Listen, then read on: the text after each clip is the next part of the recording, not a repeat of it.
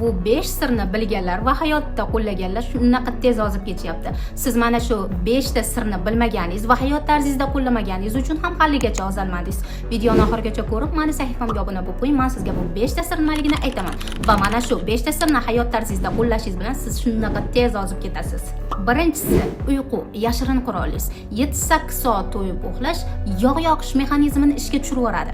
Kam uxlaydiganlar juda sekin ozishadi. Ikkinchisi, ko'proq suv va ko'proq energiya. Chanqash bilan ochqash hissini adashtiryapsizmi? Har bir soatda 1 stakan suv iste'mol qiling. Suv metabolizm jarayonini tezlashtiradi. Qandli ichimliklarni butunlay unutamiz. Kola, Fanta, soklar sizni barcha mehnatlaringizni bekorga chiqaradi. Shunchaki marketing qurboniga aslo aylanmang.